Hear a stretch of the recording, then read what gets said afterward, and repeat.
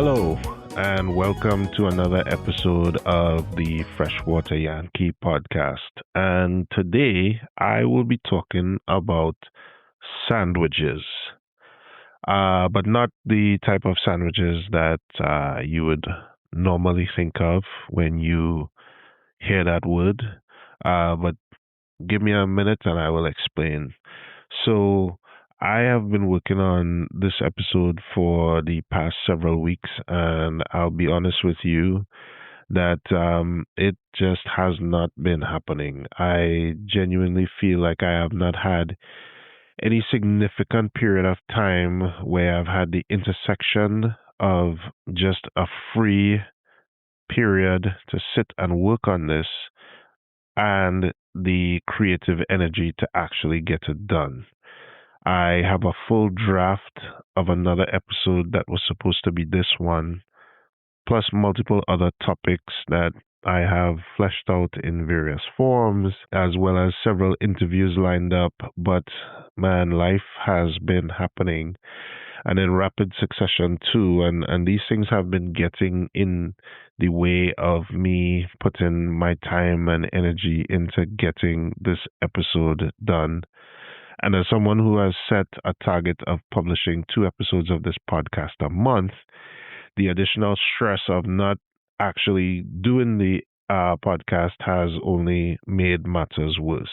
So today, as I was reworking and retooling the narrative wrapping to put around the draft of the aforementioned episode that this was supposed to be, I started thinking about the fact that as a middle aged man, this current situation that I'm in and the difficulty that I am having in getting this episode out into the world is very indicative of the challenges of where I am currently in my life.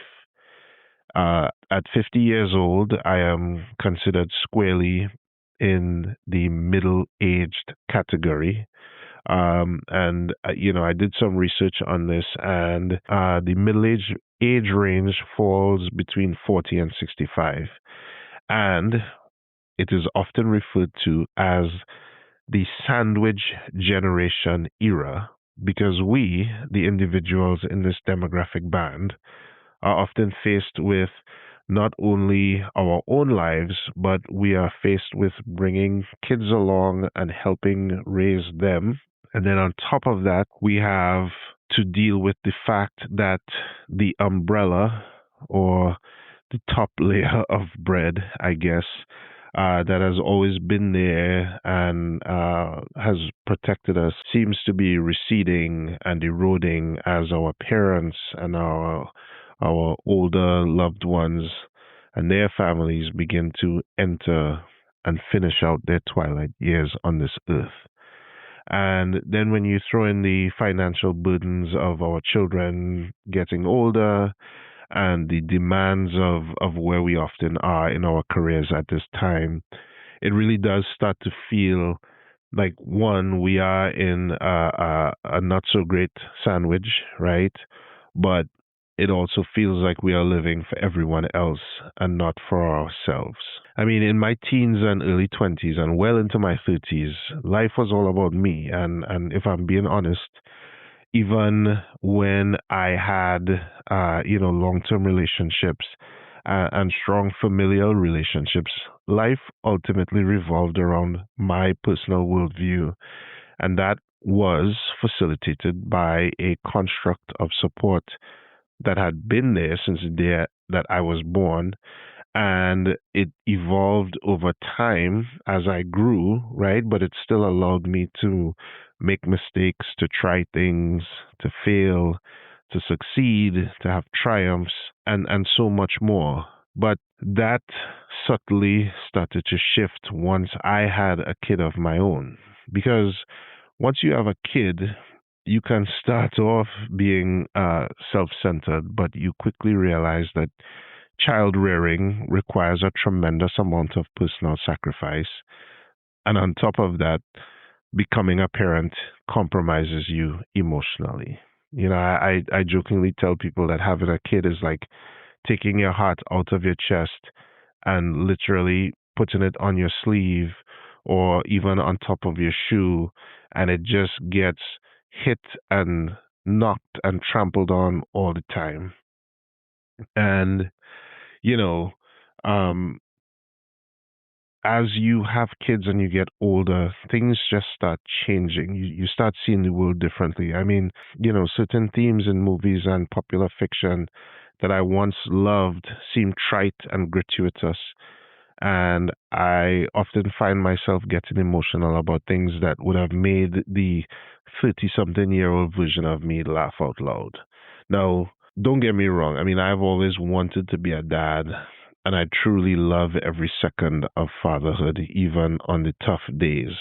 But the thing about parenting is that the stakes always feel really high, right? So tough days are often magnified because what I have figured out, and this is no mystery, this is just one of those things that you kind of get into as you get older and you start having a family. But I know now that my decisions impact not only me and my spouse, but they impact a child who, for all intents and purposes, depends on me as part of that upper layer of bread, right? That construct that I took for granted and I relied on my entire life. And it is a responsibility that I take very seriously. And I enjoy it and I love it. But it has completely shifted my worldview as someone who, in particular, values education and trying to provide opportunities for others. So this worldview, of course, has bled over into my work, and that's what ultimately led me to working at an educational institution. I worked at LSU Shreveport for 4 years, and now it has led me to being the executive director of Robinson Film Center, a nonprofit art house theater whose mission is to educate, enrich, and entertain the region through the medium of film. So now I'm no longer playing with house money, and the wins and losses impact my entire familial unit. I can't even engage in the mildly self destructive behaviors that are acceptable among youth because I spend a significant amount of time worrying about how what I do, even when I'm on my own, would impact those that I love and those who love me and depend on me. And listen, all of these things are common across cultures. This is not something that is new or revolutionary.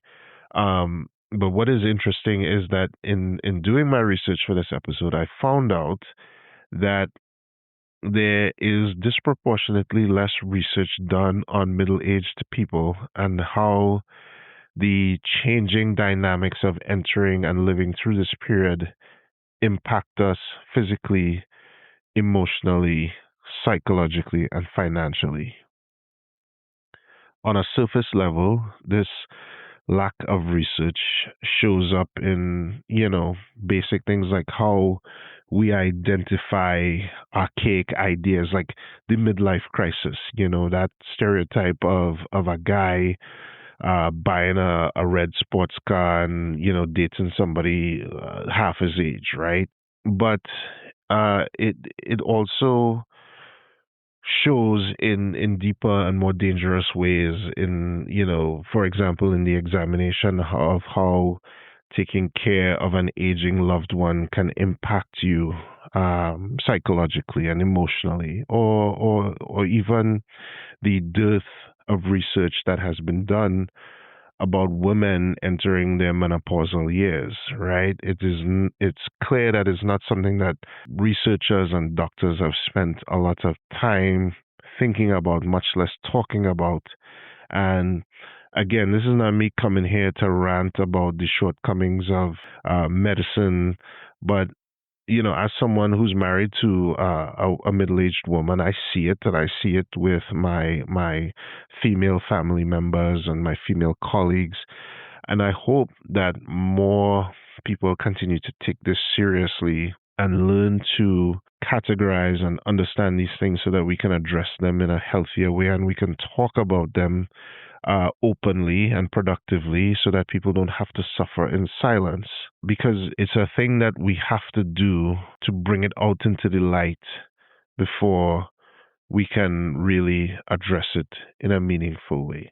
And again, this isn't about just being a foreigner, because as a foreigner, who is living thousands and thousands of miles away from where I grew up, I will tell you that some of these pressures of being middle aged seem slightly amplified, right? Particularly when it comes to family. I often struggle with the fact that my daughter is not growing up close to many of her cousins and uncles and aunts.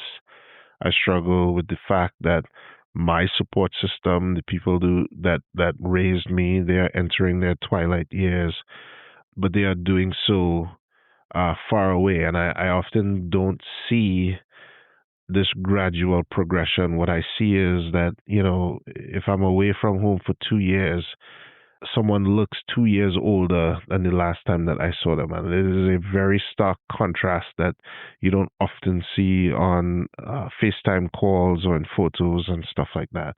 I'm also keenly aware that I don't have the friends that I grew up with close by to age or enter middle age and go through middle age with at the same time. These are people who were literally grouped with me from a very young age because we were all placed in the same school together as kids.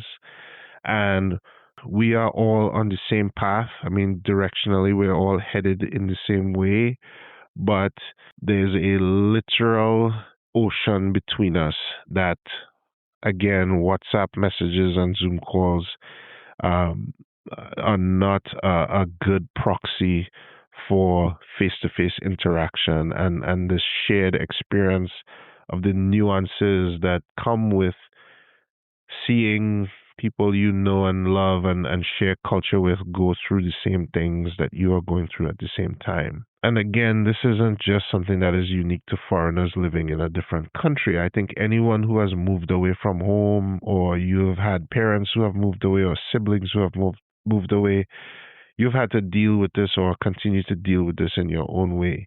I think this is just part of the human experience when it comes to the movement of people from one place to another. And quite frankly, it's just tough, you know?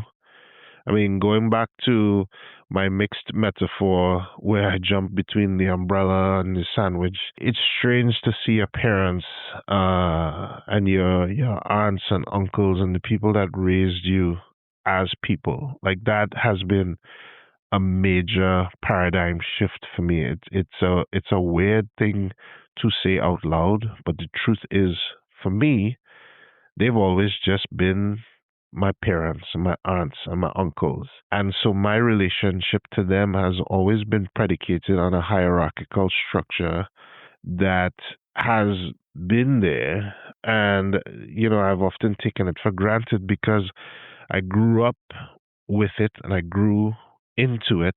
And these people who made up that upper layer of the sandwich, they were just people who were scared and vulnerable, who made mistakes, who had their own vices and their own joys and their own sorrows, people who were curious, who were worried about any of the number of things that I obsess about now, paychecks and making sure that there's food on the table and that our kids are getting a good education and different things like that.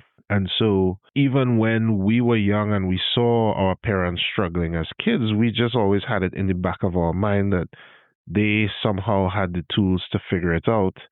And to be fair, there's some truth to that. But now, as a parent, I feel like I am not nearly as equipped as I could be to deal with the things that I deal with. But like those before me, I don't have the luxury of saying that I'm just not going to deal with it.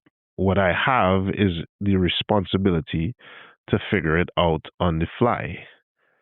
As a parent, I have to know stuff. I have to answer questions that my kid asks me at any time of day that, sometimes out of the blue. And I have to help my kid navigate social dynamics and the pressures of being a preteen. And then I have to deal with this steady stream of requests for things and clothes and toys. And these are the things that I would harass my mom for when I was my kid's age. So I get it. But there's a beautiful trade off there as well. Like my kid is rounding into form. She's becoming a person that I genuinely love just hanging out with because she's funny and she's smart and she likes good music and she has a slightly cynical sense of humor. But that's kind of what parenting is. It's beautiful and terrible and hilarious and terrifying all at once and all the time. And again, the stakes feel very high because even though we have some of those people who raised us still in our lives, we are more responsible for our own lives than ever. We are responsible for our own families. We are responsible for our kids. And we are responsible for our own health and our own changing bodies. And speaking of health, gravity has begun its slow pull and we don't bounce back the way we used to. I mean, there was a time when I could indulge in multiple vices in an evening and then go to sleep and wake up the next day and feel like $1 million. And now, when I do a fraction of that, I wake up feeling like a shilling or less than a shilling, if I'm being honest. My relationship with food is changing because I have to be more mindful of the things that I put into my body. My relationship with exercise is changing because even though I continue to work out every week, I have less time to do it. And I'll be honest, my body is just not as strong as it once was. And, even though I feel great for my age and people tell me I look good for my age, it requires actually more discipline, more fastidiousness, and even staving off the slings and arrows of aging requires more intentionality and more work. And all of these things are mixed together in this is seemingly unrelenting rhythm of school drop-offs and pickups and meetings and events and sleepovers and hangouts for the kids and then uh volunteer work and freelance work and doing a bleeping podcast. And on top of that, there's, the workload with the job. And that is difficult on a good day because, again, I have chosen to work for a nonprofit organization. And that still does not even factor in coming home and being a good and attentive husband who's present and can engage with my wife, who's dealing with her own version of everything that I just talked about from her vantage point because she has her career and she has her volunteer work and she has her family and she's also dealing with raising our kid. And, I will be honest, there are times when all I want to do is just come home and sit on the couch and stare into the void. But it seems like there's very little time for that. And then when you layer in the constant encroachment of technology in our lives, that just adds an additional layer of stress and complexity.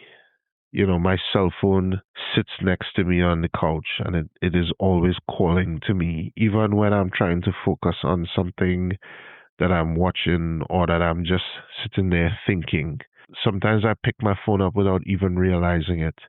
And, I try to be a little aware of why I do the things that I do. And I've realized that I literally grab my phone whenever I feel a cortisol spike. If I'm sitting thinking about work and I'm thinking about something stressful, I grab my phone as a way to help deal with that. And that feels like a terrible addiction. And I didn't realize that I was doing it until very recently. And when you mix all of that stuff together, it is overwhelming. It feels lonely. It feels hard. It feels really, really hard. And to be clear, the point of this episode is not to bum everybody out or to come across like I am especially cursed or anything like that. it is just to acknowledge that for my listeners and for my core audience, who, my target audience, I think, is within that 35 to 65-year range. I think it's something that we can all relate to, whether we are just getting into it or we are on the back end of it, or like me, just squarely in the middle of it. So, I hope that if you get anything from this episode, it is again just the ability to sit and acknowledge that what you are going through is not unique. You may be dealing with it in your own unique way, but it is something that we all go through. And I think that as technology simultaneously brings us closer together and pushes us apart, it is important to take stock and look inward, especially in this new reality where we struggle not to compare ourselves to the curated versions that we present online to each other, because that is the most ass backward construct, and it is the one of the most dangerous things that social media has put in front of us, literally, because we show sometimes, a lot of times, the best parts of our lives, and then instead of contextualizing the things that we see that other people post, which are again just the best parts of their lives, we somehow try to measure ourselves against an ideal that does not reflect the entire breadth of the entire life that we are all living. So, not to get off on a philosophical tangent about the ills of social media, but it is important for us to remember that when we are on social media, we are looking into each other's lives through a lens that only shows certain parts of the color spectrum of day to day life. And we don't need to measure ourselves against that and make ourselves feel terrible because we are not, say, we're not thriving, or we are not on a beach somewhere, or we're not on vacation somewhere, or we don't have constant accolades coming at us every minute of every day. I wish there was more time on social media that was dedicated to showing and connecting us on a deep, meaningful level like this, where we actually talk about problems and we talk about things not as a way to be sad and moan and complain, but as a way to find release, to find catharsis in knowing that this is a shared experience and this is something that generations and generations of people before us have gone through, and generations will go through after us. One of the things I enjoy asking people who are much older than me is if they know what day it is. And I don't ask that question to be disrespectful. I am not making fun of them. I ask it because it's an acknowledgement that hopefully in their retirement years, that they are living a life where they are not governed by their calendar, or they are not constantly going from one commitment to another, that they could wake up on a Thursday and it could feel like a Saturday, where they are not beholden to the cycle of bills and the responsibilities that come with the opportunities that we have, and so on and so forth. And I personally look forward to being of an age where I could just be, where I could be self centered again. Not selfish, but just self centered, to be able to sit and focus inward, where I can daydream and not feel the need to fill every waking moment with some productive act. So, if there is something positive that we could take away from this, is that there is now more research being put into these middle years, that there's more time and effort being spent on figuring out issues such as mental health for people in middle-aged years, and physical health for not only women but also for men, and how we reckon with our changing bodies. These are all positive things, and I think we should pay attention to them. I think we should lean into them. I think we should share them as much as possible. And negativity spreads like weeds, but positivity can spread too. And sometimes it takes a little bit longer for the plants of positivity to take root. But once they do, they are hardy plants, and they last, and they can deal with a lot of external forces, negative external forces. And that is where true resilience comes from. And so let's all just be weeds of positivity. And in all seriousness, I think if you take anything from this episode, I urge you to take a moment, to take a breath, to give yourself some grace, and to know that this part of your journey is temporary, that we are all just doing our best, just like our parents and our aunts and our uncles and our teachers and our mentors and all the people that made up our support system did their best when they were faltering and they were trying to figure it out on the fly.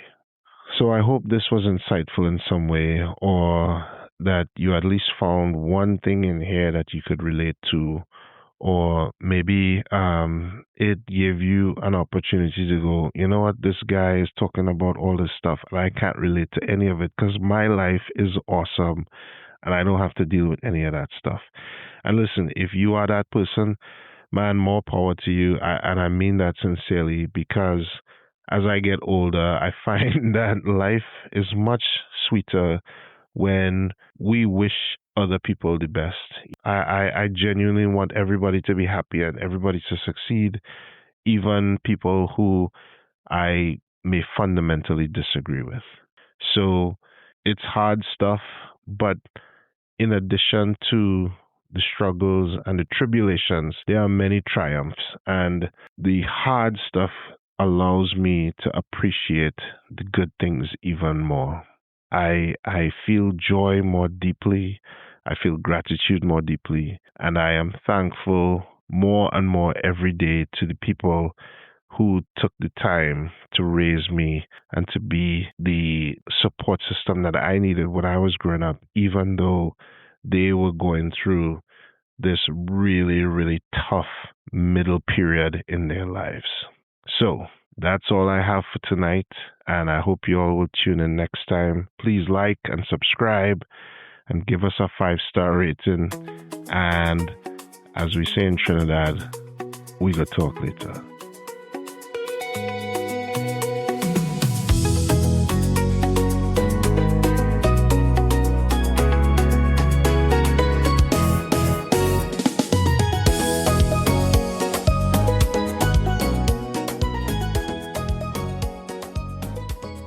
Freshwater Yankee was produced by Jesse Stevenson Riley. Our contributing producers are David McMillan and Lauren Leon McMillan. Music was provided by Peter Sandy of Home Base Productions, and I am your host, Wendell Riley.